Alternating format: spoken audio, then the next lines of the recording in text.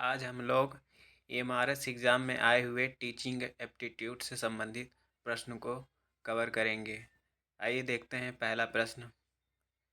ऐसा कथन पहचानिए जो सत्य ना हो, यानी ऐसा कथन पहचानना है जो सत्य ना हो। पहला कथन है, प्रत्येक पूर्ति प्रकार के प्रश्न को चयन प्रकार के प्रश्न में परिवर्तित किया जा सकता है। बी, विस्तृत उत्तर वाले प्रश्न निबंधात्मक प्रश्न होते हैं। सी, वस्तुनिष्ठ प्रकार के प्रश्न विद्यार्थियों की सृजनात्मक योग्यता मापन हेतु अधिक उपयोगी होते हैं।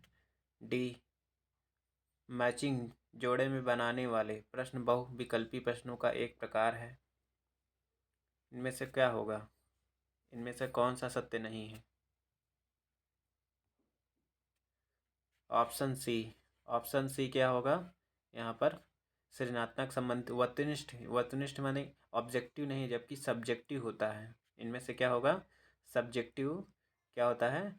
सृजनात्मकता होता है, जबकि ऑब्जेक्टिव यहाँ पर कॉग्निटिव थिंकिंग को बढ़ाता है।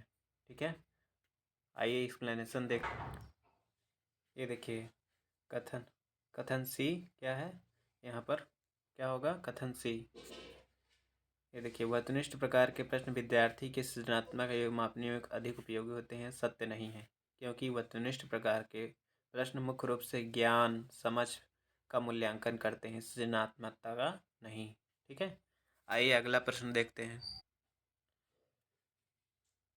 समन्वित यानी इंटीग्रेटेड पाठ्य पुस्तक की कौन सी विशेषता नहीं है? इनमें से क्या होगा?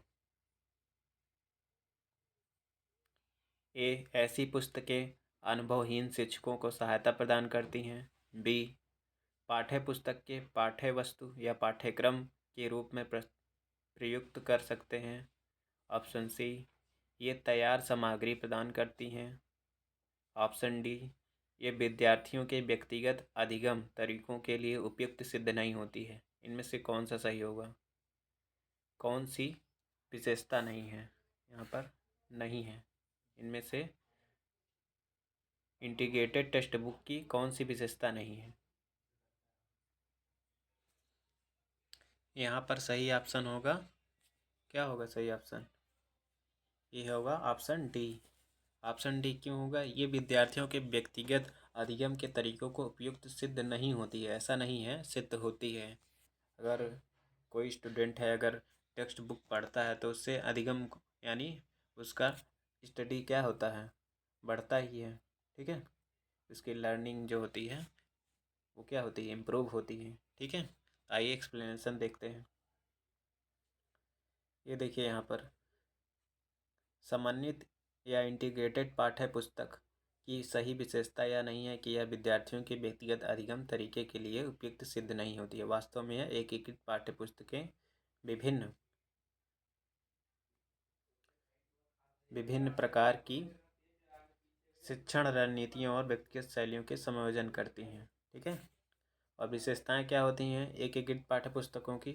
यानी इंटीग्रेटेड टेक्स्ट बुक की पर एकीकृत पाठ्यपुस्तकें संरचना प्रदान करके और स्पष्ट निर्देश देकर अनुभवहीन शिक्षकों को सहायता प्रदान करती हैं। ठीक है, और दूसरा ए बी ऑप्शन क्या था? पाठ्यपुस्तक को पाठ्यक्रम के रूप में प्रयुक्त कर सकते हैं। ठीक है, एकीकृत पाठ्यपुस्तकें पहले से तैयार सामग्री जैसे उदाहरण, अभ्यास और शिक्षण सुझाव प्रदान करती हैं, जिसमें शिक्षकों का समय बचता है और वे शिक्षण पर अधिक ध्यान दे सकते हैं। ठीक है, इसलिए ऑप्शन डी सही है। चलिए अगला प्रश्न देखते हैं। कथन को पूरा कीजिए। क्या है? यदि शिक्षण में कुछ भी नहीं सीखा गया हो तो कुछ भी नहीं क्या होगा? यदि लर्निंग हो रही है, अगर कुछ भी नहीं सीखा गया, इसका मतलब क्या है? ऑब्जर्व अवलोकित नहीं किया गया, या पढ़ाया नहीं गया, या अध्ययन नहीं किया गया, या जांचा नहीं गया। इसका क्या मतलब होगा? इसका मतलब होगा कि पढ़ाया नहीं गया, यानी आपने कुछ सीखा नहीं तो कुछ पढ़ाया नहीं गया। ठीक है, ऑप्शन क्या होगा यहाँ पर? बी सही होगा। ठीक है, चलिए आगे देखते हैं। ये यहाँ पर एक्सप्लेनेशन दी हुई है।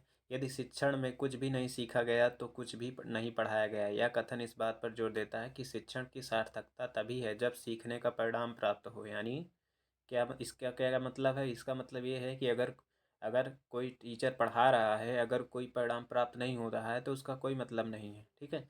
यदि छात्र ने कुछ भी नहीं सीखा तो शिक्षण प्रक्रिया प्रभावी नहीं मानी जाती, ठीक है।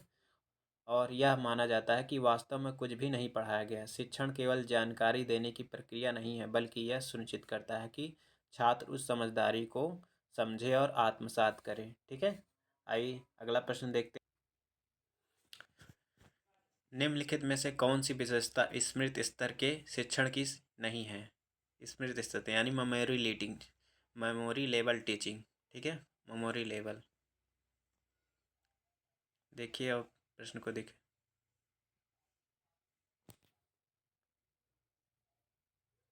मेमोरी लेवल टीचिंग की विशेषता नहीं है। यहाँ पर नॉट लगा हुआ है। क्वेश्चन को खुद पढ़िए और सॉल्व कीजिए।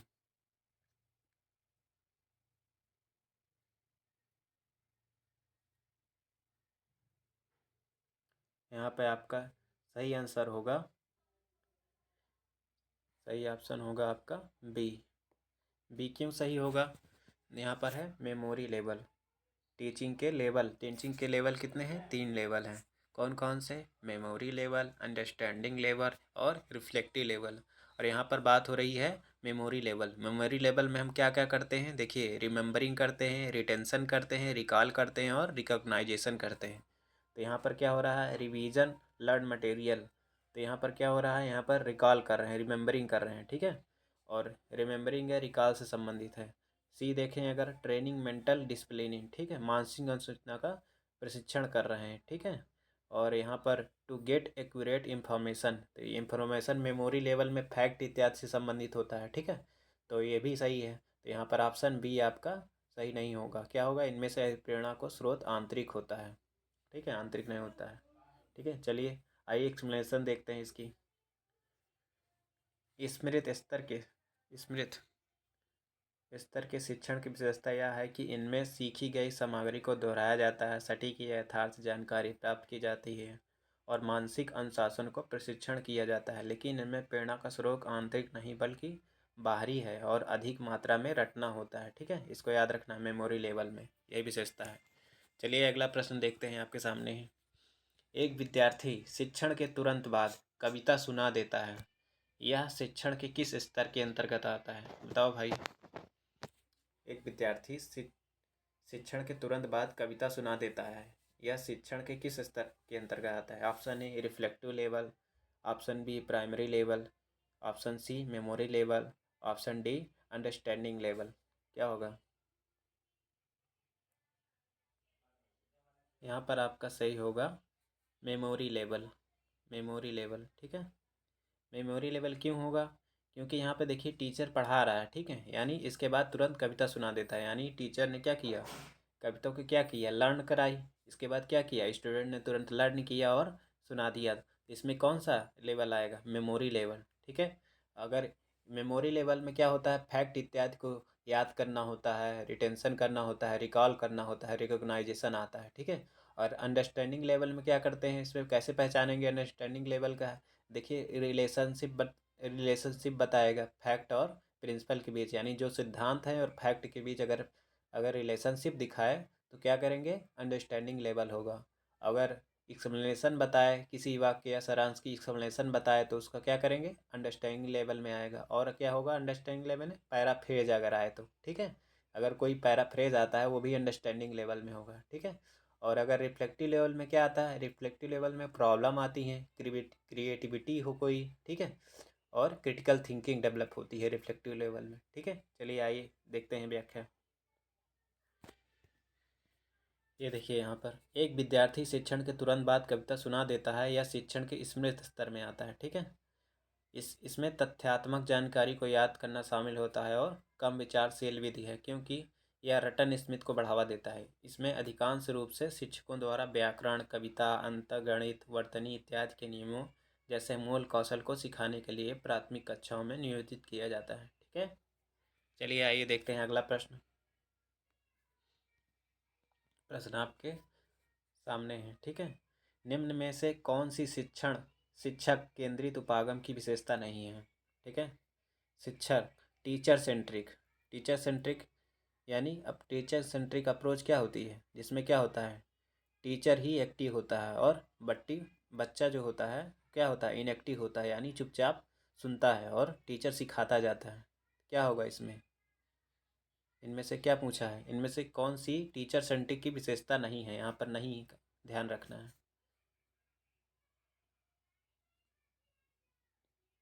क्या होगा, अपने से ट्राई करो फिर मैं बताता हूँ।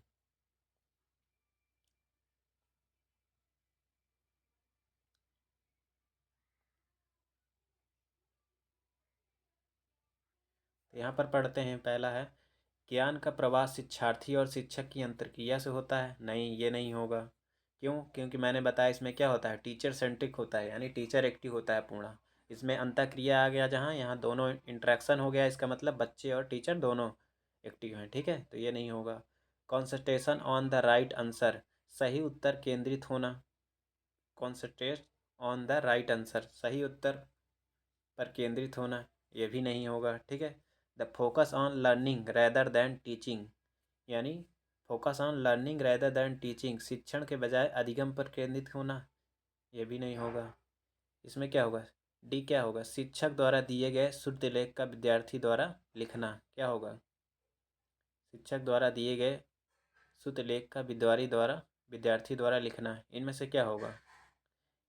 यहाँ पर आइए हम व्याख्या देखते हैं इस प्रश्न की डायरेक्ट। इसमें क्या आयोग, एक प्रश्न क्या है, विवादित है। ठीक है, तो इसमें आयोग ने क्या माना है उसके अनुसार हम लोग देखेंगे। चलिए आइए देखते हैं एक्सप्लेनेशन इस।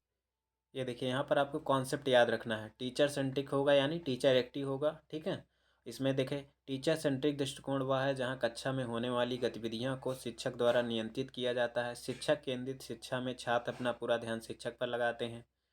शिक्षक कक्षा की गतिविधियों का नेतृत्व करता है, आवश्यक जानकारी प्रदान करता है।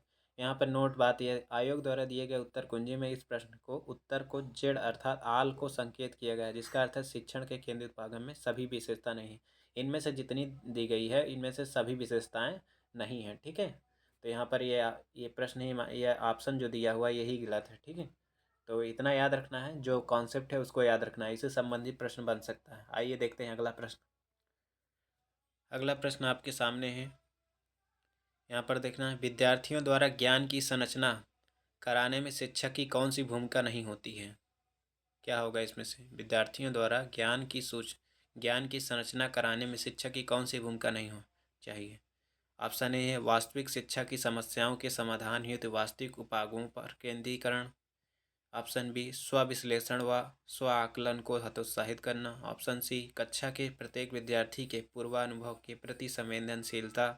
ऑप्शन डी कक्ष में सहयोगी एवं सहभागिता अधिगम को संबल प्रदान करना। इनमें से क्या होगा,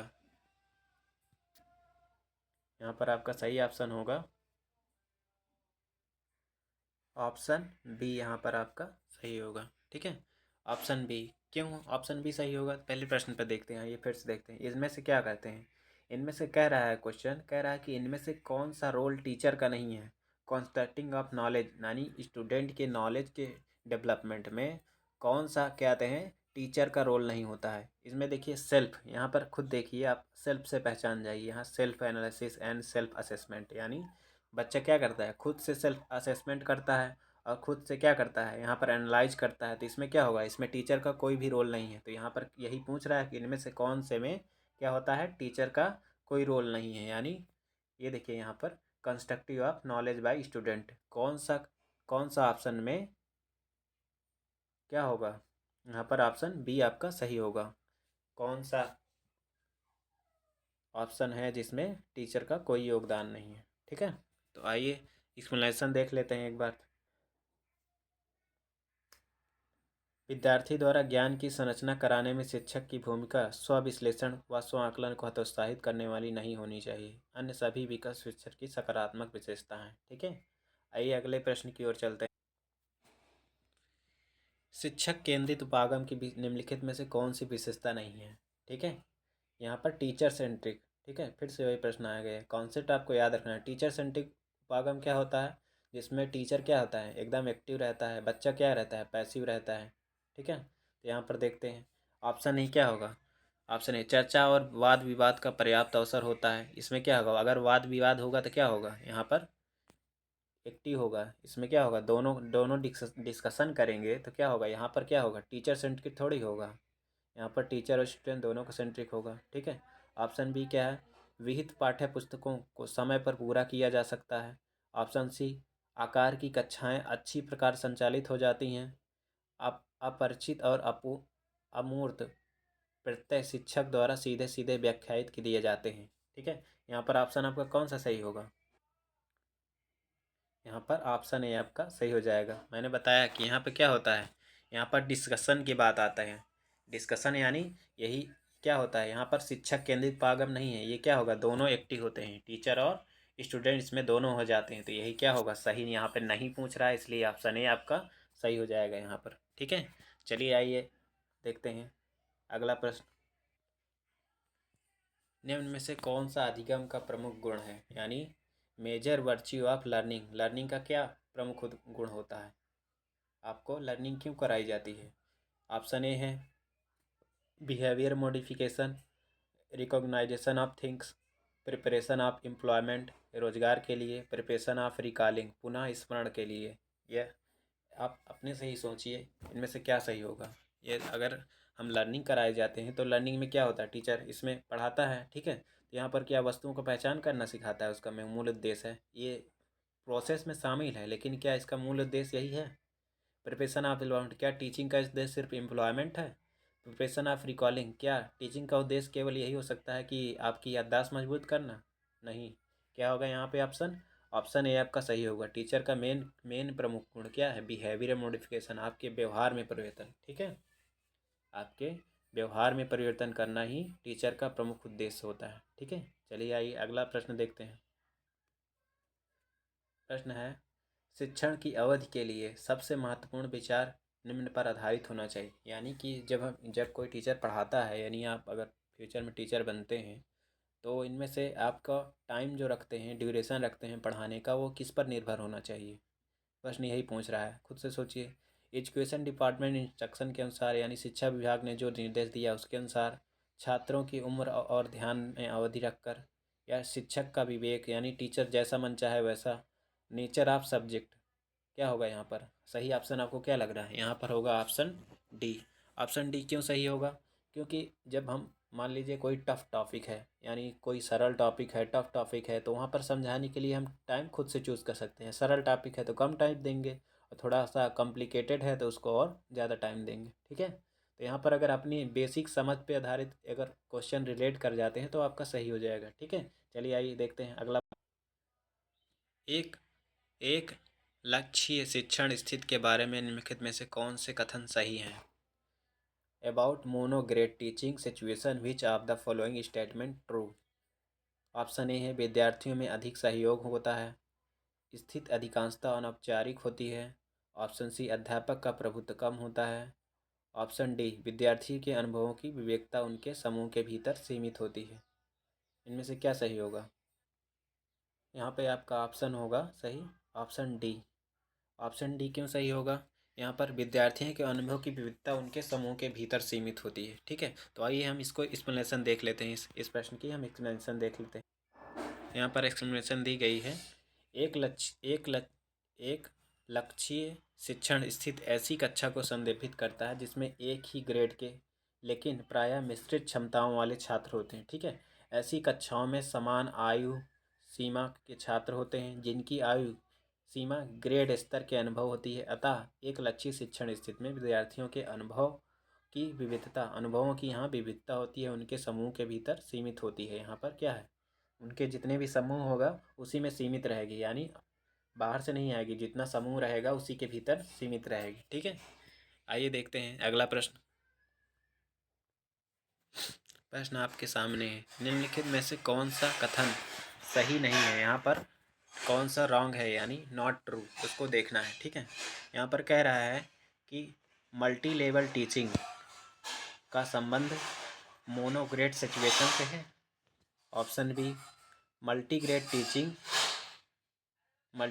टीचिंग अनेक चुनौतियों का सामना करता है। ठीक है। अगला, बहुकक्षी शिक्षक भारत तक सीमित नहीं है, यह विकसित और विकासशील देशों में भी दिखाई देता है।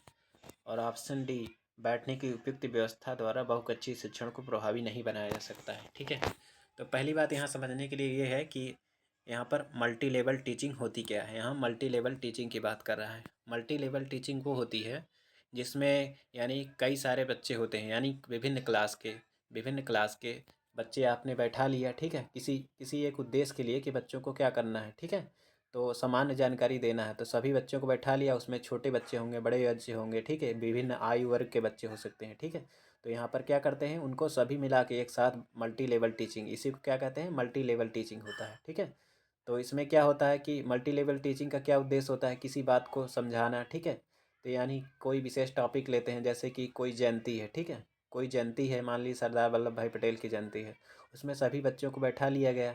इसके बाद उनका उद्देश्य क्या है, उनका उद्देश्य यह है कि सरदार वल्लभ भाई पटेल को एक उनकी स्मृति स्थापित करना, यानी उनको याद करना, उनके योगदान को याद करना। ठीक है, और बच्चों को समझाना। ठीक है, इससे बच्चों को उनके बिहेवियरल एच्योर डेवलप होता है। ठीक है, तो आइए देखते हैं कौन सा सही है। यहाँ पर बात कर क्या रहा है, multi level teaching related with the monograde situation, ये भी सही है। एक यहाँ पर नहीं देखना है, याद रखना है, बहुकक्षीय अध्यापक अनेक चुनौतियों का सामना करता है। बिल्कुल चुनौतियाँ तो होंगी, कई सारे बच्चे होते हैं, उनको समझाने का तरीका ऐसा होना चाहिए जो सबको समझ में आए। ठीक है, बहुकक्षीय शिक्षण भारत तक सीमित नहीं है, यह विकसित और विकासशील देशों में भी होता है। ये बिल्कुल बात है। टीचिंग क्या है, सार्वभौमिक है, सभी जगह टीचर यही मेथड अपनाएंगे। ठीक है, और ये क्या है, बैठने की उपयुक्त व्यवस्था द्वारा बहुकक्षीय शिक्षण को प्रभावी नहीं बनाया जा सकता है। ये क्या होगा, यही ऑप्शन क्या होगा, गलत होगा। ठीक है, यही क्या है, ऑप्शन गलत होगा, तो यहाँ पर ऑप्शन डी आपका सही होगा। ठीक है, बैठक की उपयुक्त व्यवस्था द्वारा, यानी बैठक की सभी बच्चों को बैठा लिया गया, ऐसा तो होगा नहीं कि इफेक्टिव नहीं बनाया जा सकता, बिल्कुल बनाया जा सकता है। ठीक है, तो यहाँ पर ऑप्शन डी आपका सही होगा।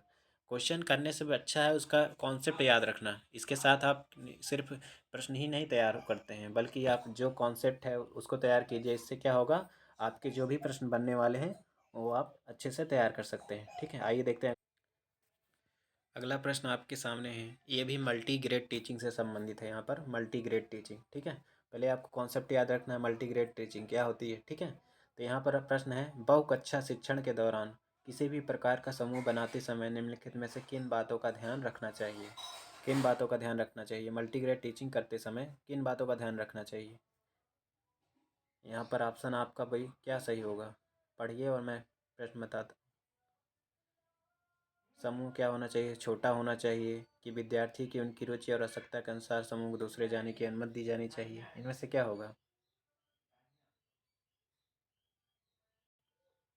इसमें आपका ऑप्शन होगा बी, यानी बोथ स्टेटमेंट राइट हैं। ठीक है, तो क्या होगा इसमें, हम जब भी मल्टीग्रेड टीचिंग करेंगे कोशिश करेंगे कि वहाँ पे जो ग्रुप हो वो ग्रुप क्या आते हैं, छोटा हो। ठीक है, और छोटा होने के साथ साथ उनके उनके जो रुचि है, यानी कि कई सारे ग्रुप बना दिए गए, तो प्रत्येक स्टूडेंट को या उनकी रुचि के अनुसार एक दूसरे समूह में जाने की अनुमति दी जानी चाहिए। ठीक है, यहाँ पर ये है ऑप्शन, और ऑप्शन बी यहाँ पर है। ठीक है, उसका ये इंग्लिश ट्रांसलेट किया गया है।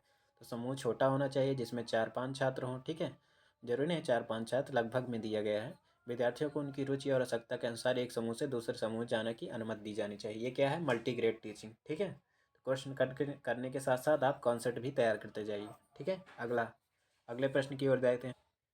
अगला प्रश्न करने से पहले पहले हम यहाँ पर एक्सप्लेनेशन देख लेते हैं, काफ़ी इंपॉर्टेंट है। ठीक है, बहुकक्षीय शिक्षण में आवश्यक है कि मल्टीग्रेड टीचिंग में क्या है, एक अध्यापक द्वारा बहुत सी कक्षाओं को एक साथ पढ़ाना। ठीक है, और बहुकक्षा शिक्षण को उचित रूप में चलाने के लिए निम्न तथ्यों का, जैसे पाठ्य पुस्तकों का, ठीक है, और समय विभाजन, टाइम वगैरह विभाजित होना चाहिए, चक्र। ठीक है, छोटे समूह होने चाहिए, यानी 4 से लगभग 4-5 छात्र होने चाहिए। विद्यार्थियों को उनकी रुचि और आवश्यकता के अनुसार एक दूसरे समूह में जाने की अनुमति होनी चाहिए। बैठक व्यवस्था होनी चाहिए, विषयवार समूह होना चाहिए। ठीक है, यानी कोई टॉपिक जो दिया गया है सबका अलग अलग टॉपिक होना चाहिए, कोई टॉपिक निर्धारित करके ही समूह बनाए। ठीक है, तथा बहुस्तरीय शिक्षण हो, यानी मल्टी लेवल टीचिंग व्यवस्था होनी चाहिए। विचार करना होगा तथा उनका सही संयोजन होना चाहिए। ठीक है, तो ये व्याख्या इंपॉर्टेंट थी इसलिए करवा दी है। चलिए अगला प्रश्न दिया गया है आपके नीचे सामने, यहाँ पर करिए अगला प्रश्न। शिक्षण के प्रति अति सक्रिय रवैया दृष्टिकोण का अर्थ है। अति सक्रिय रवैया से क्या मतलब है आपका, गतिविधियों को माध्यम से सीखना, सशक्त और प्रभावी शिक्षण, प्रभावकारी शिक्षण, शिक्षक अनिवार्य, ऊर्जावान और अति सक्रिय हो, विषय अति सक्रिय होने चाहिए ना कि स्थिर शांत। इनमें से क्या होगा आपका सही आंसर? यहाँ पर होगा आपका ऑप्शन ए आपका सही होगा। ठीक है, ऑप्शन ए आपका सही होगा। शिक्षण के प्रति अति सक्रिय रहे, वैसे क्या मतलब है? इसका मतलब है कि शिक्षण क्या होगा इसमें, शिक्षक क्या है? शिक्षण के प्रति असक्रिय रवैया का अर्थ है इस गतिविधि के माध्यम से सीखना, यानी कोई भी हम प्रैक्टिकल करवाते हैं, यानी कोई भी गतिविधियाँ कराते हैं, उसके माध्यम से बच्चा जल्दी सीखता है। गतिविधि आधारित अधिगम आवश्यक रूप से शिक्षार्थी केंद्रित होती है, यानी यहाँ पे स्टूडेंट अधिक एक्टिव होता है, स्टूडेंट अत्यधिक प्रश्न पूछता है, अत्यधिक सीखने के इसमें इसमें स्टूडेंट ज़्यादा एक्टिव होता है। इस उपागम में बच्चा इच्छापूर्वक, रुचिपूर्वक एवं तुरंत नए उत्साह के साथ सहभागिता करता है और अपेक्षित अधिगम परिणामों को ग्रहण करता है। ठीक है, इस प्रकार ये प्रश्न हमने समझा। ठीक है, आइए अगला देखते हैं। अगला प्रश्न देख, यहाँ पर है आम अर्थ में शिक्षण अधिक अभिक्षमता का अभिप्राय है। शिक्षण अभिक्षमता, इसका क्या मतलब है? शिक्षण अभिक्षमता का क्या अभिप्राय है? शिक्षा देने की तीव्र इच्छा, शिक्षण के प्रति समर्पण, शिक्षा देने की क्षमता रखना, उपयुक्त सभी। इनमें से क्या होगा?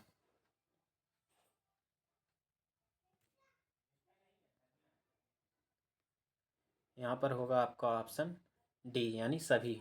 शिक्षा देने की तीव्र इच्छा होनी चाहिए। ठीक है, आपका खुद से मन होना चाहिए टीचिंग करने के लिए। ठीक है, और शिक्षण के प्रति समर्पण होना चाहिए, बिल्कुल समर्पण होना चाहिए। शिक्षा देने की क्षमता रखना, ठीक है, कैपेसिटी होनी चाहिए आपके पास। तो इन सभी चीज़ें क्या है, सही हैं। ठीक है, तो यहाँ पर ये एक्सप्लेनेशन दी गई है। शिक्षण अक्षमता में तात्पर्य शिक्षक के रुझान, रुचि, योग्यता से है, जो शिक्षण कार्य, पाठ्यक्रम या शिक्षण व्यवसाय में सफलता प्राप्त करने के लिए ये सब चीज़ महत्वपूर्ण है। ठीक है, चलिए आइए अगला प्रश्न है आपके सामने। निम्नलिखित में से कौन सा हमारे शिक्षण का एक साधन नहीं है, यानी इंस्ट्रूमेंट?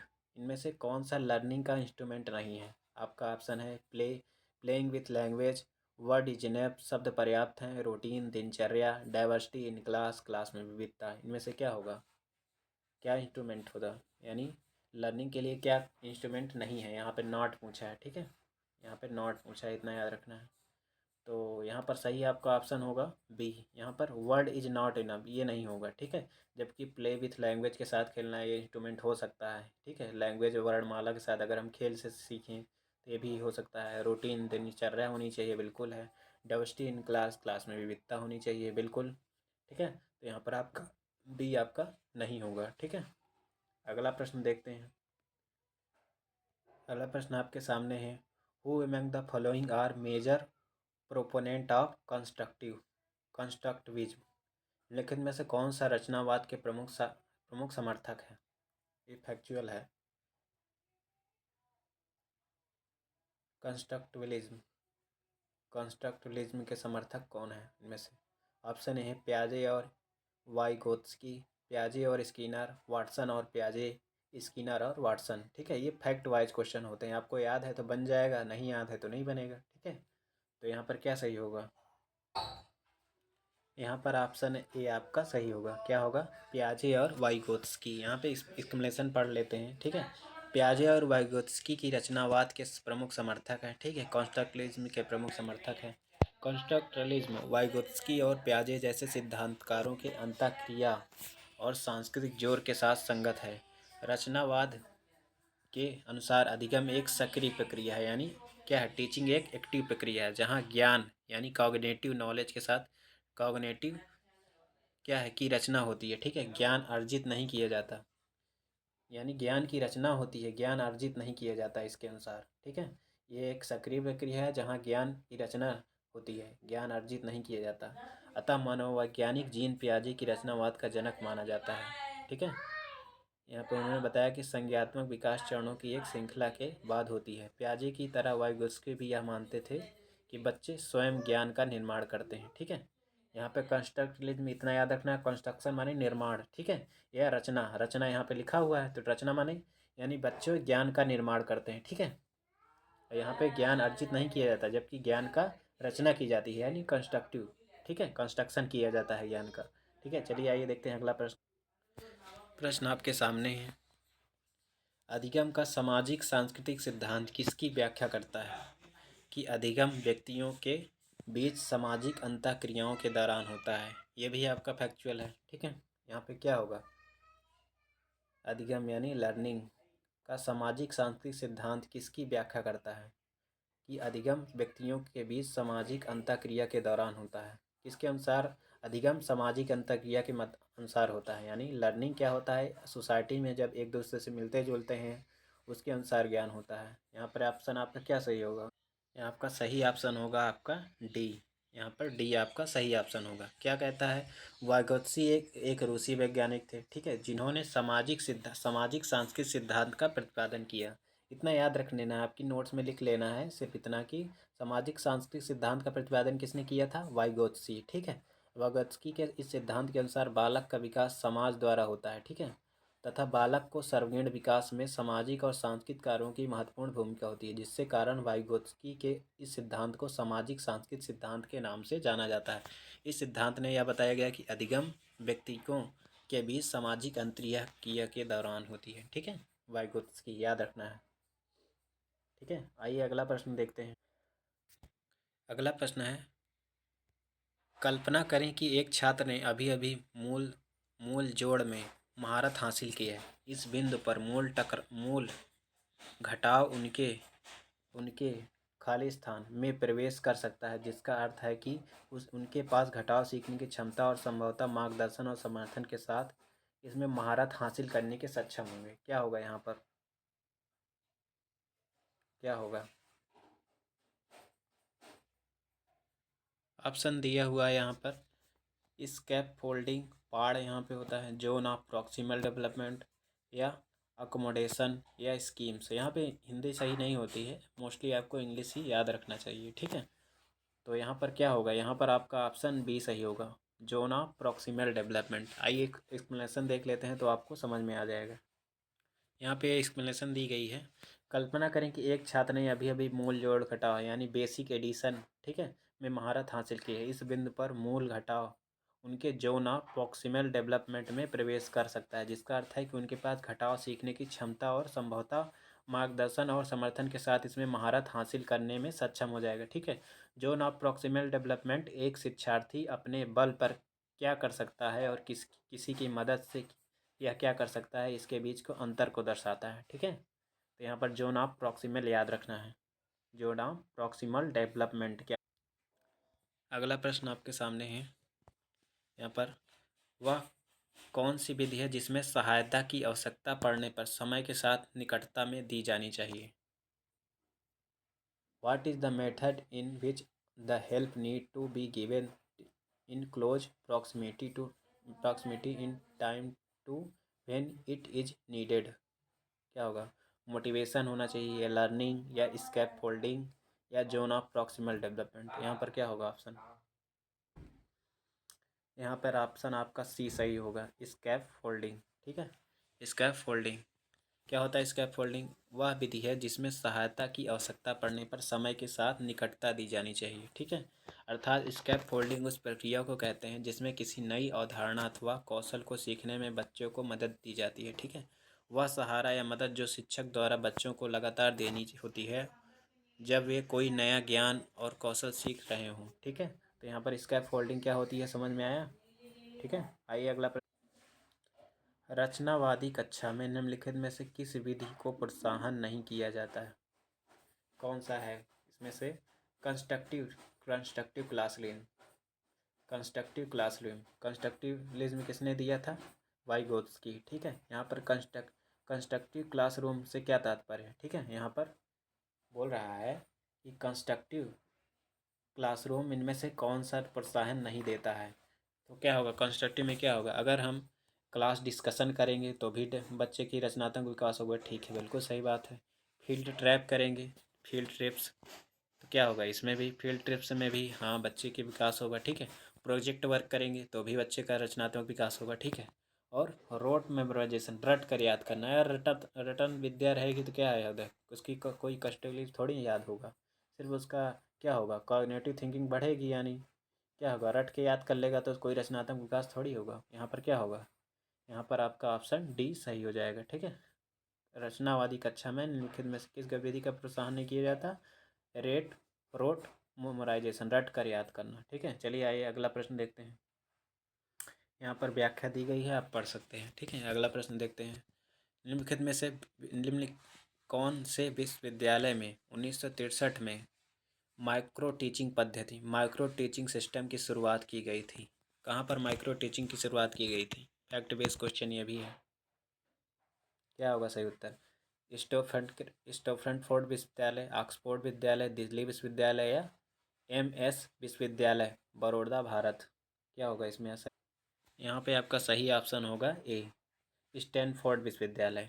स्टैनफोर्ड विश्वविद्यालय 1963 में माइक्रो टीचिंग की पद्धति शुरुआत की गई थी। सन 1961 में एचिसन, बुश तथा एलेन ने सर्वप्रथम नियंत्रित रूप से संकुचित अध्ययन अभ्यास क्रम प्रारंभ किए, जिसमें अंतर्गत प्रत्येक अध्यापक 5 से 10 छात्रों को एक छोटा सा पाठ पढ़ाता था और अन्य अध्यापक विभिन्न प्रकार की भूमिका निर्वहन करते थे। ठीक है, तो यहाँ पर याद रखना है माइक्रो टीचिंग किस कौन कौन संबंधित है? एचिसन, बुश और एलेन। इसके साथ आपको ये भी याद रखना है। ठीक है, आइए देखते हैं अगला प्रश्न।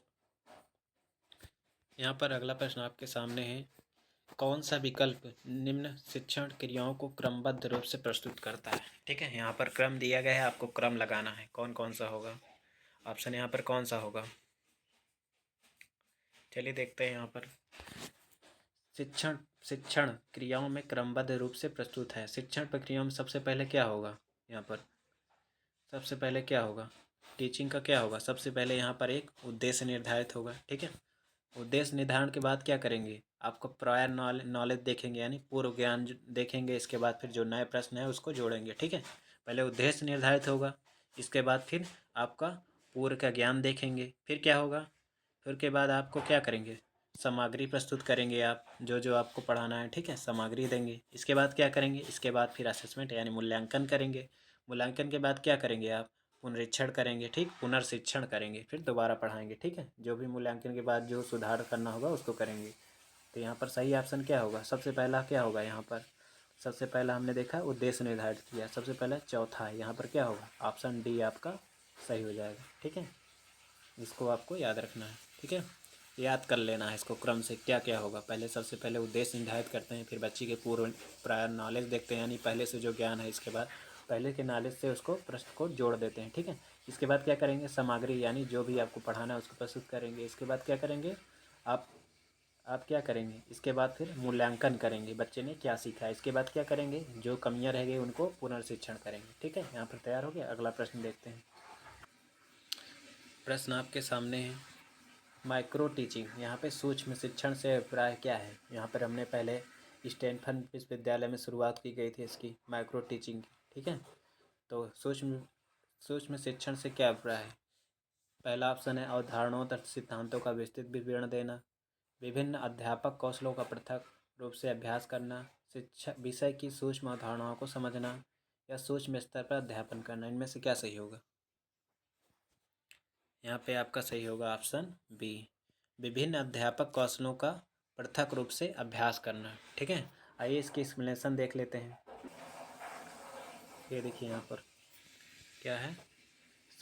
सूक्ष्म शिक्षण यानी माइक्रो टीचिंग से अभिप्राय विभिन्न अध्यापक कौशलों का पृथक पृथक रूप से अभ्यास करना, यानी जो भी आपके टीचिंग करने की जो स्किल है उसको पृथक पृथक रूप से यानी बार बार उसको अभ्यास करना। ठीक है, DWLN के अनुसार यह शिक्षण का लघु रूप होता है। ठीक है, इसमें कक्षा का आकार तथा समय भी कम होता है। ठीक है, सूक्ष्म शिक्षण का एक वर्तमान एवं नवीन खोज है। ठीक है, स्टैनफोर्ड विश्वविद्यालय मैंने बताया है, यह शिक्षण तथा अध्यापकों के व्यवहार परिवर्तन की एक महत्वपूर्ण विधि है। इसमें क्या होता है? कक्षा के छोटे आकार को पढ़ाया जाता है और समय, प्रकरण तथा कौशल का रूप भी छोटा कर लिया जाता है। ठीक है, तो आगे इसके बाद आगे अगला प्रश्न देखते हैं। आपके नीचे दिया गया है यहाँ पे, सूक्ष्म शिक्षण चक्र की अवधि क्या है? ठीक है, यहाँ पर माइक्रो टीचिंग ये देखिए, यहाँ पर मैं ऐसे प्रश्न लेके आया हूँ जो आपको पूरा एकदम एक्सरसाइज पूरा तैयार करते हैं। ठीक है, यहाँ पर एक प्रकार से देखें तो आपका सिलेबस ही तैयार हो रहा है। ठीक है,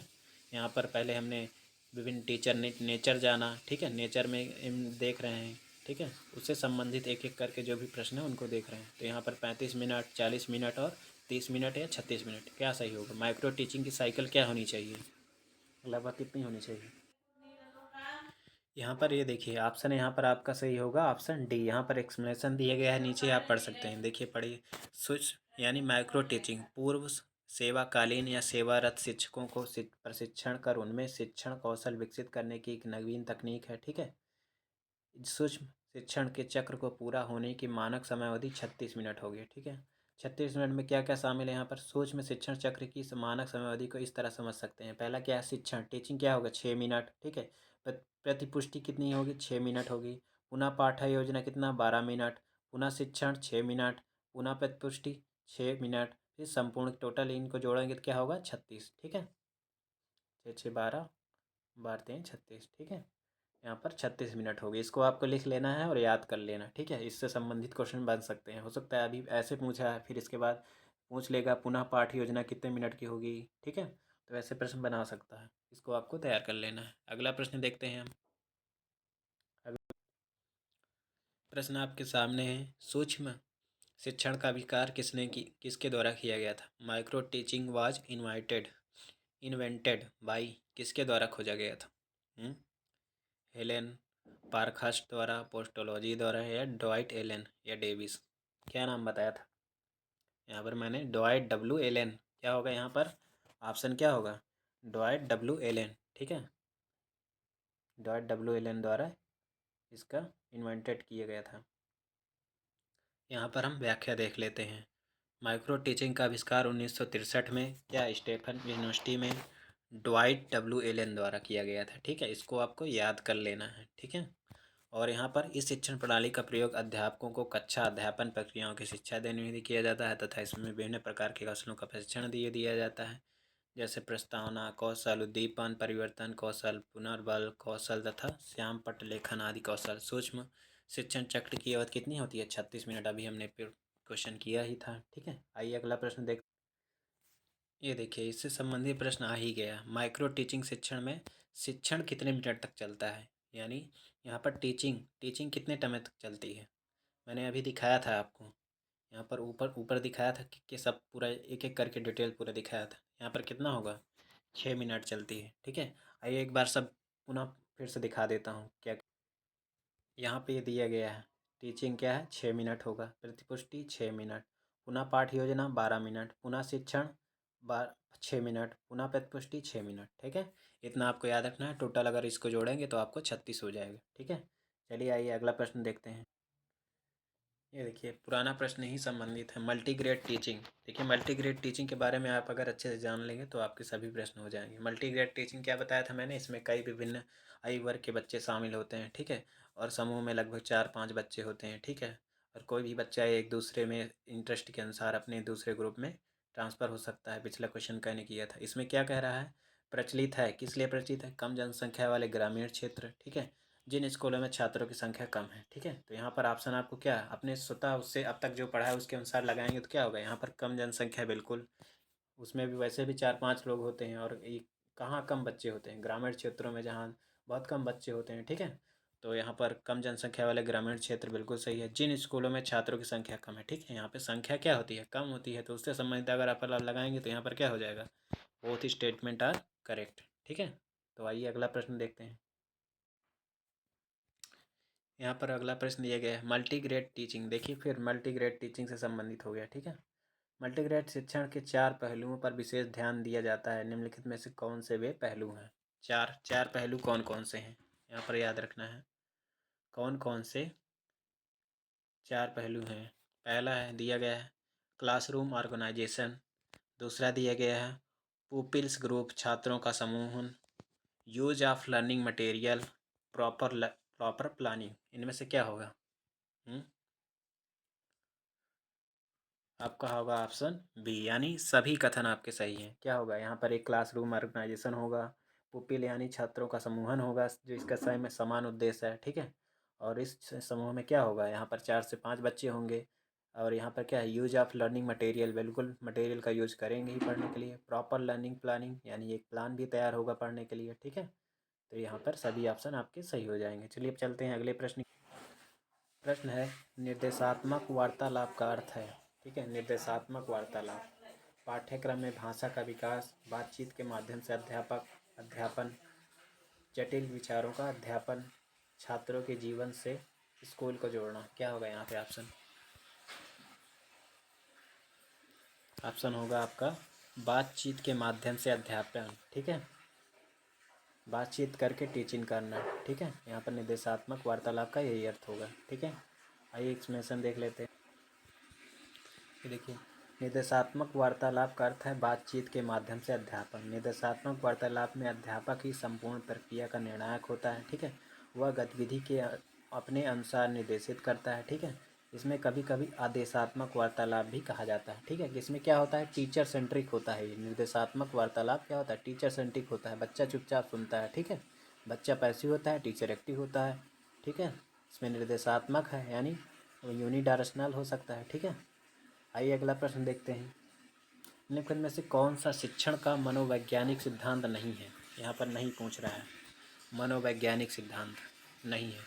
सूक्ष्म से स्थूल की ओर, ठीक है, जटिल से सरल की ओर, ज्ञात से अज्ञात की ओर, सरल से कठिन की ओर। क्या होगा इनमें से?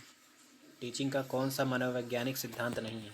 यानी पढ़ाने के लिए कोई भी टीचर किस सिद्धांत का प्रायः प्रयोग करता है? ठीक है, इनमें से क्या होगा? नहीं है। जिसका उपयोग नहीं करता है वही सही हो जाएगा। यहाँ पे आपका होगा, क्या होगा? यहाँ पे आपका बी ऑप्शन सही हो जाएगा। इनमें से नहीं होगा। ठीक है, मनोवैज्ञानिक सिद्धांत नहीं है। प्रायः टीचर क्या करता है, पहले क्या करता है, छोटी चीज़ लेता है सूक्ष्म से स्थूल की ओर यानी छोटे से बड़े की ओर। ठीक है, पहले कोई छोटा चीज़ लेता है, उससे धीरे धीरे आपको पढ़ाना शुरू करता है। ज्ञात से अज्ञात की ओर, जैसे कोई चीज़ है पहले ज्ञात से शुरुआत की जाती है, इसके बाद फिर उसके कॉम्प्लेक्स लेवल पे जाया जाता है। अगला है सरल से कठिन की ओर। पहले क्या किया जाता है, कोई भी टीचर पढ़ाना चाहेगा पहले सरल से स्टार्टिंग करेगा, इसके बाद फिर कठिन की ओर जाएगा।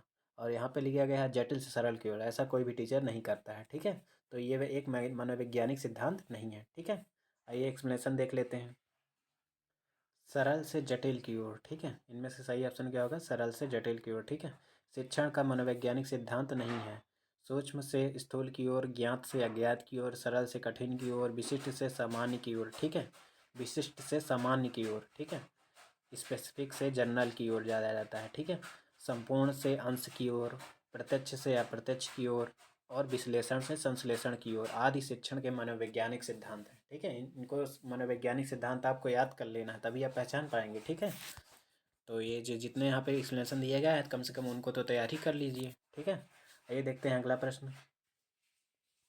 प्रश्न आपके सामने है, किसने तर्क दिया है कि स्वयं के लिए खोज में अभ्यास किसी को इस तरह जानकारी करना सिखाता है जो समस्या को हल करने में जानकारी को अधिक आसानी से व्यवहार्य बनाता है? किसने होगा, कौन होगा? Ivan Pavlov, Paulo Freire, B F Skinner, Jerome Bruner. ठीक है, ये सब रटने वाले क्वेश्चन हैं। जैसे कोई भी कथन होता है उसमें आप कुछ उसका कथन का कुछ कोड वर्ड याद तैयार कर लीजिए और उसके सामने उसका राइटर याद कर लीजिए। ठीक है, तो बहुत सारे कथन हैं, जितने भी आपके कम से कम PYQ में जितने आए हुए हैं उनको तो तैयार कर लीजिए। मान लीजिए सेम टू सेम क्वेश्चन नहीं आता है, कम से कम ऑप्शन तो आप कट कर सकते हैं कि नहीं इसका कथन ये नहीं है। ठीक है, तो यहाँ पर देखते हैं, यहाँ पर ऑप्शन क्या होगा आपका, जेरोम ब्रूनर। ये जेरोम ब्रूनर का कथन है। आइए एक्सप्लेनेशन देख लेते हैं यहाँ पर। खोज अधिगम पूछताछ आधारित अधिगम, जेरोम ब्रूनर की खोज अधिगम का जन्मदाता है। उनका मानना था कि अपने लिए खोज में अभ्यास ही सूचनाओं का इस ढंग से प्राप्त करना सिखाता है जिससे सही रूप में समस्या समाधान में एकदम मदद मिलती है। खोज अधिगम उन समस्या समाधान परिस्थितियों में होता है जहाँ पर छात्र अपने ही अनुभवों पर पूर्व ज्ञान को आधार बनाता है। ठीक है, आइए अगला प्रश्न देखते हैं यहाँ पर। Who is credited with originating discovery learning?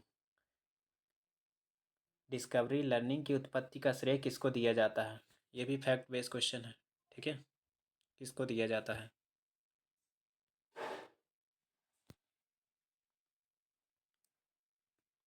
यहाँ पर आपका सही ऑप्शन होगा बी, जेरोम ब्रूनर। ठीक है, जेरोम ब्रूनर। क्या होगा आपका सही option, Jerome Bruner. Discovery learning खोज आधारित अधिगम की उत्पत्ति का श्रेय जेरोम ब्रूनर को दिया जाता है। खोज आधारित अधिगम में विद्यार्थी अपने अनुभव, विचारों और पूर्व ज्ञान का प्रयोग करते हुए किसी समस्या का समाधान खोजता है। इस विधि में अध्यापक समस्या का निर्माण करता है तथा विद्यार्थियों की समाधान खोजने में सहायता करता है। ठीक है, आइए अगला प्रश्न देखते हैं। अगला प्रश्न है, अध्यापन के दौरान बहुस्तरीय टीचिंग यानी क्या है? Multi grade teaching, multi level teaching. ठीक है, मल्टी ग्रेड टीचिंग या मल्टी लेवल टीचिंग में क्या होता है? क्या होता है? अध्यापन के दौरान एक बहुस्तरीय स्थिति में उत्पन्न होती है। कौन सी स्थितियाँ उत्पन्न होती हैं? मोनोग्रेड सिचुएशन, मल्टीग्रेड सिचुएशन। क्या होगा यहाँ पर? यहाँ पर ऑप्शन ए आपका सही होगा। बोथ, दोनों सही हो जाएगा। ठीक है, यहाँ पर मोनोग्रेड सिचुएशन और मल्टीग्रेड सिचुएशन दोनों उत्पन्न होती हैं। ठीक है, आइए देखते हैं। अध्यापन के दौरान बहुस्तरीय स्थिति में, बहुस्तरीय मल्टी लेवल में क्या होगा? मोनोग्रेड की स्थिति तथा बहुस्तरीय स्थिति दोनों उत्पन्न होती है। ठीक है, मोनोग्रेड स्थिति क्या है? इस ग्रेड शिक्षण विधि में शिक्षक केवल एक ही ग्रेड को संभालता है। ठीक है, और बहुस्तरीय स्थिति में मल्टी ग्रेड शिक्षण की स्थिति में क्या होता है? जहाँ एक ही समय में शिक्षक दो या अधिक समूहों को संभालते हैं, अतः दोनों क्या होगा? सही हो जाएगा। ठीक है, चलिए चलते हैं अगले प्रश्न की। अगला प्रश्न है हमारा ब्लूम्स टेक्सोनॉमी। ठीक है, ऑब्जेक्टिव ऑफ टीचिंग से संबंधित है। ठीक है, ऑब्जेक्टिव ऑफ टीचिंग में ब्लूम की टेक्सोनॉमी है जो कि कॉग्निटिव डोमेन, अफेक्टिव डोमेन और साइकोमोटर डोमेन। ठीक है, तो यहाँ पर हम कॉग्निटिव डोमेन से संबंधित क्वेश्चन है। यहाँ पर ब्लूम की वर्ग की संज्ञात्मक क्षेत्र यानी कॉग्निटिव डोमेन ब्लूम्स टेक्सोनॉमी के अनुसार निम्नलिखित में से कौन संचार को उसके घटक भागों में विभाजित करके उनके बीच संबंधों को प्रकट कर सकता है? यहाँ पे कौन संचार को उसके घटक भागों में विभाजित करके उनके बीच संबंधों को प्रकट कर सकता है? यहाँ पर अगर हम देखें ब्लूम्स की टैक्सोनॉमी कॉग्निटिव डोमेन में सबसे पहले क्या आएगा? नॉलेज आएगा, फिर कॉम्प्रिहेंशन आएगा, फिर एप्लीकेशन आएगा, फिर एनालिसिस, फिर सिंथेसिस और फिर इवोल्यूशन। तो यहाँ पर क्या होगा? यहाँ पर ऑप्शन आपका होगा बी। यहाँ पे किससे संबंधित है? संचार को उसके घटक भागों में विभाजित करके उनके बीच संबंधों को स्पष्ट कर प्रकट करना। ठीक है, यहाँ पर एनालिसिस का जब एनालिसिस करेंगे तो उसमें क्या होगा? एक दूसरे का संबंध प्रकट करेंगे। ठीक है, और उनको विभाजित घटक में विभाजित करके फिर उनको संबंध स्पष्ट करते हैं। ठीक है, यहाँ पर क्या होगा? एनालिसिस। आइए एक्सप्लेनेशन देख लेते हैं। ये देखिए यहाँ पर ब्लूम्स ने अपनी वर्क कॉग्न यहाँ पे वर्ग की संज्ञात्मक क्षेत्र में 6 भागों में विभाजित किया। मैंने बताया कौन कौन सा? ज्ञान यानी नॉलेज, बोध यानी कॉम्प्रिहेंशन, अनुप्रयोग यानी अप्लीकेशन, विश्लेषण यानी एनालिसिस, संश्लेषण यानी सिंथेसिस संश्लेषित करना। ठीक है, मूल्यांकन यानी एवोल्यूशन। ठीक है, जिसमें से विश्लेषण है, विश्लेषण यानी क्या होगा? यहाँ पर विश्लेषण, विश्लेषण यानी एनालिसिस क्या होगा? उसके घटक भागों में विभाजित करके उनके बीच संबंध को प्रकट कर सकता है। ठीक है, आइए अगले प्रश्न की ओर चलते। ब्लूम की टेक्सोनॉमी जिसने नहीं पढ़ा है, मैंने लेक्चर डाला हुआ है, आप प्लेलिस्ट में जाकर देख सकते हैं। ठीक है, मैंने बताया हुआ है, समझाया हुआ है कैसे रिलेट करेंगे। ठीक है, तो आइए एक प्रश्न करते हैं। 2001 में ब्लूम्स के टेक्सोनॉमी के संशोधित संस्करण में, संशोधित यानी पहला दो है। ठीक है, एक 2000 में, एक में रिवाइज टेक्सोनॉमी। ठीक है, रिवाइज टेक्सोनॉमी भी बताया है मैंने, जाएंगे अच्छे से समझ में आएगा। संज्ञातक संश्लेषण को निम्नलिखित में से किस क्रिया में बदल दिया जाता है? किस क्रिया में बदला जाता है? यानी संज्ञात्मक संश्लेषण को यानी सिंथेसिस को निम्नलिखित में किस किस क्रिया में बदल दिया जाता है? सिंथेसिस को किस में परिवर्तित किया जाता है? सिंथेसिस को किस में परिवर्तित किया जाता है? यहाँ पर आपका सही ऑप्शन होगा आपका ए। यहाँ पर क्रिएटिंग में बदल दिया जाता है। यहाँ पे सिंथेसिस को किस में बदल दिया जाता है? क्रिएटिंग में बदल दिया जाता है। आइए एक्सप्लेनेशन देखते हैं यहाँ पर। ब्लूम्स टैक्सोनॉमी 2001 के संशोधित संस्करण में संज्ञा संश्लेषण यानी रचना में परिवर्तित कर दिया जाता है। उनके संशोधन में संज्ञात्मक प्रक्रियाओं को क्रिया के रूप में प्रस्तुत किया जाता है और ज्ञान सामग्री को संज्ञा के रूप में प्रस्तुत किया जाता है। मूल्यांकन और विश्लेषण के स्तरों को आदान प्रदान करने के साथ साथ जिनका नाम वे क्रिएशन में बदलते हैं। ठीक है, रचना, मूल्यांकन करने के पश्चात उस संस्मरण में एक साथ नए विचार का निर्माण होता है जिससे एक नवीन विचार की रचना होती है। ठीक है, अगला प्रश्न देखते हैं। अगला प्रश्न है, कक्षा में जो पढ़ाया जाता है उसकी व्याख्या ब्लूम्स के वर्ग की किस वर्ग श्रेणी में आती है? कक्षा में जो पढ़ाया जाता है उसकी व्याख्या ब्लूम्स के वर्ग की किसके अंतर्गत आती है?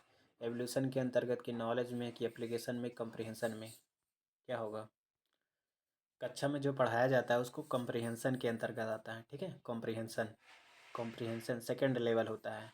कॉग्निटिव डोमेन में सेकंड लेवल नॉलेज, नॉलेज के बाद कॉम्प्रिहेंशन। ठीक है, कॉम्प्रिहेंशन में क्या संबंधित है? कक्षा में जो पढ़ाया जाता है उसकी व्याख्या की जाती है। ठीक है, जो कक्षा में पढ़ाया जाएगा उसकी जो व्याख्या होती है वो किससे संबंधित है? कॉम्प्रिहेंशन से संबंधित। ठीक है, आइए अगला प्रश्न देखते हैं।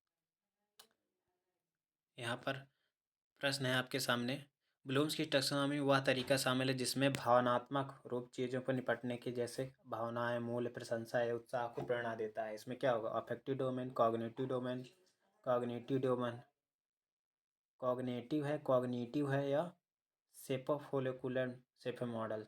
ठीक है, तो यहाँ पर कौन कौन से होते हैं? 3 डोमेन होते हैं, एक कॉग्निटिव डोमेन, अफेक्टिव डोमेन और psychomotor domain.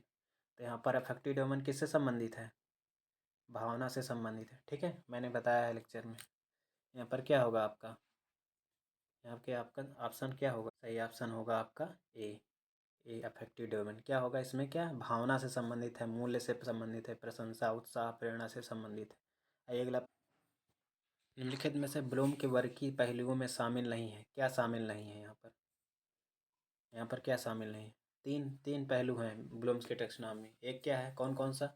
Cognitive domain, affective domain और साइकोमोटर। यहाँ पर अफेक्टिव डोमेन भी है, कॉग्निटिव डोमेन भी है और साइकोमोटर डोमेन भी है। ठीक, तो यहाँ पर क्या नहीं है? सी, ए नहीं हो जाएगा, शामिल नहीं है यहाँ पर, ए नहीं है शामिल होगा। बाकी कॉग्निटिव डोमेन, अफेक्टिव डोमेन और साइकोमोटर डोमेन शामिल है। ठीक है, आइए अगला प्रश्न।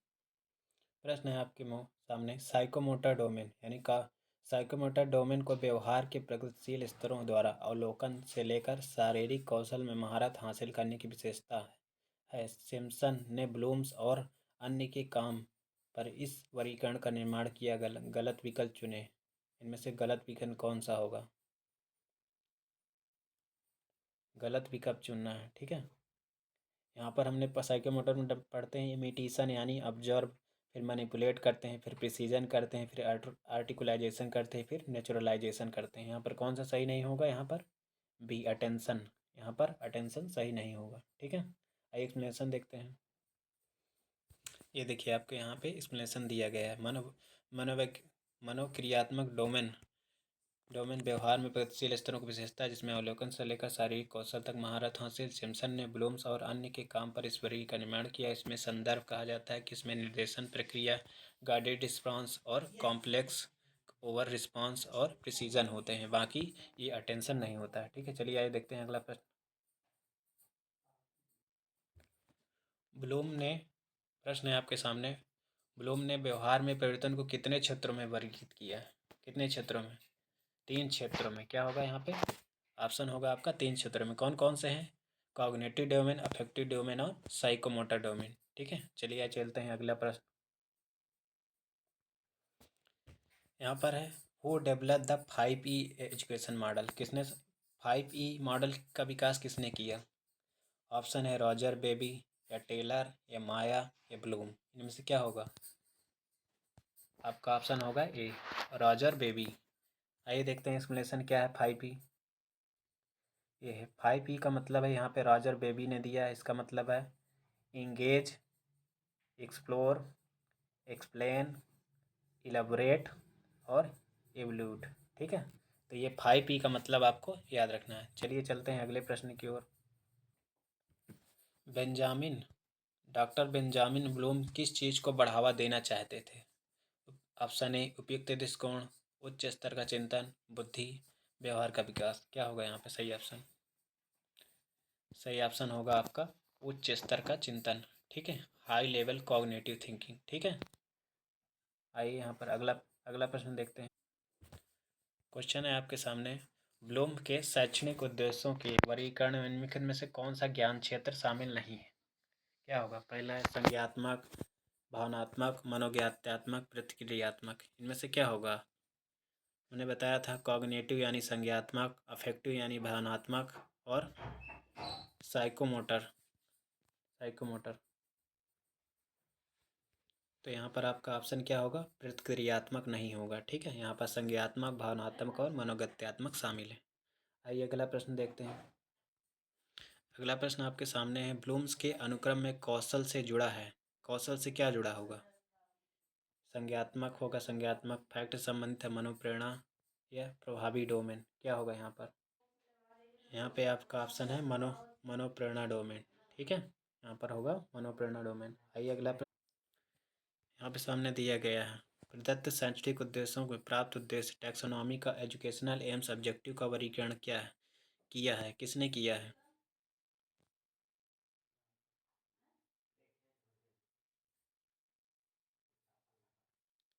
किसने किया है? यहाँ पर हम देख रहे हैं ब्लूम्स टैक्सोनॉमी। ठीक है, यहाँ पे हम ब्लूम्स टैक्सोनॉमी देखते हैं। तो यहाँ तक वीडियो देखने के लिए आपका बहुत बहुत धन्यवाद। मेरे चैनल को आप सब्सक्राइब कर दीजिए। ठीक है, और ऐसे ही मैं टीचिंग एप्टीट्यूड से संबंधित है अन्य जो भी हैं वीडियो हैं उनको प्रोवाइड कराऊंगा आपको। मेरे चैनल को सब्सक्राइब कर लें। ठीक है, धन्यवाद।